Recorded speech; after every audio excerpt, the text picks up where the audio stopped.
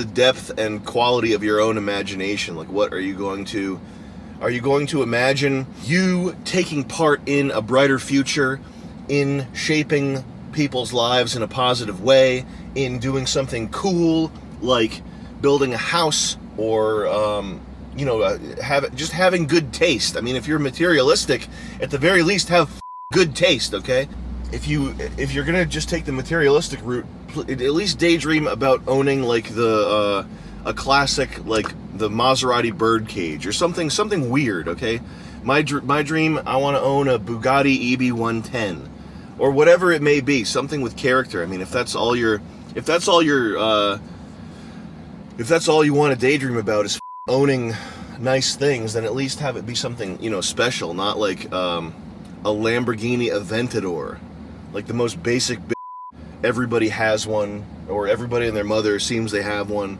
Like that's like aspiring to be covered in tribal tattoos, which I do aspire to, but I understand the inanity of it. That's the difference, and I take pleasure in the inanity of it on there.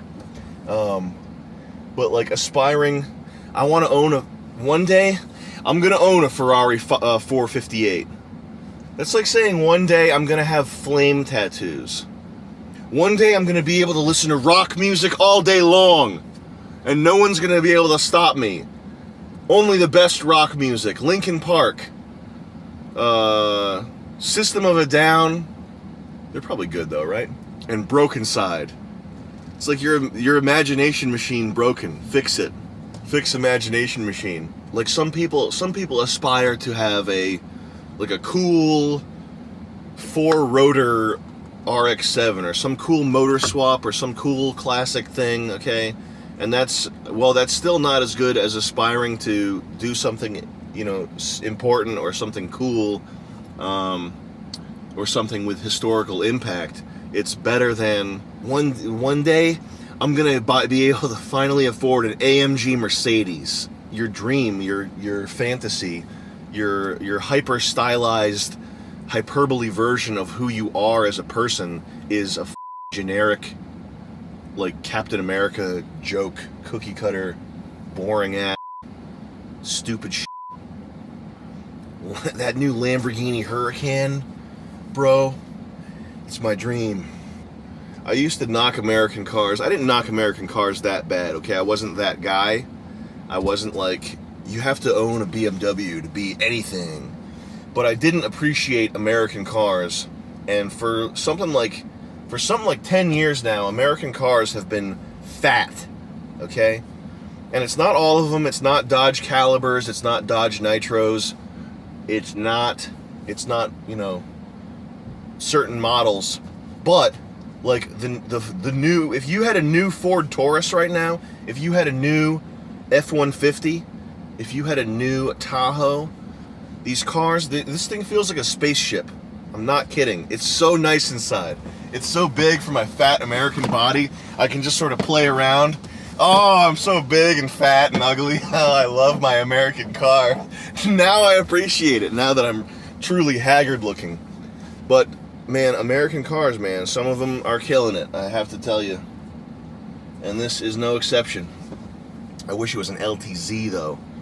I wish it had cooled seats, because my fat American legs are overheating right now. Cars are something that people don't think about, like people who aren't into cars, you don't think about cars, but it's sort of important, and let me explain to you why. So everybody knows the Ty Lopez video, the original one, where he's like, just got my new Lamborghini.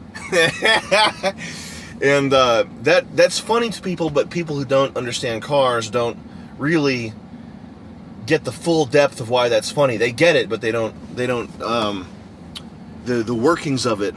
It's just what I said. It's this generic, like, it just shows an utter lack of imagination. I'm sure people understand that just from watching 2 seconds of that guy.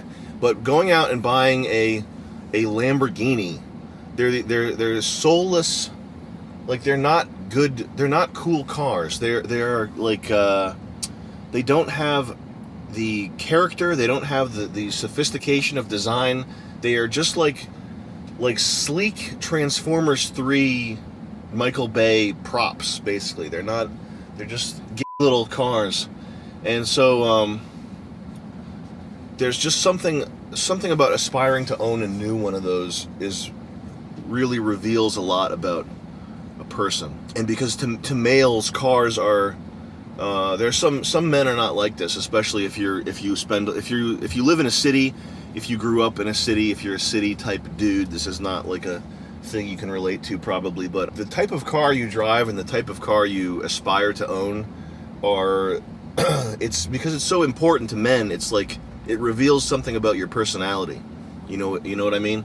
Like my car that's getting worked on right now, which has been my obsession for since I was 16, so 16-year obsession, hundreds of thousands, not hundreds of thousands, tens of thousands of pictures saved on my computer, cataloged perfectly like a weirdo, is the third generation Toyota Supra. And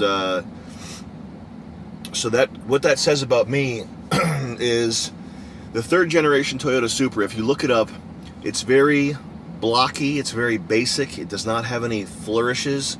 It is a prototypical grand touring car. It is the archetypal grand touring car. It is the platonic form of a GT, which is 2 people plus luggage, long distance, a car that's like a sports car but bigger than a sports car. And so I sort of think of myself, I try not to have too many flourishes as far as personality goes. I try to be very focused on work and on being effective and on getting things done and being direct.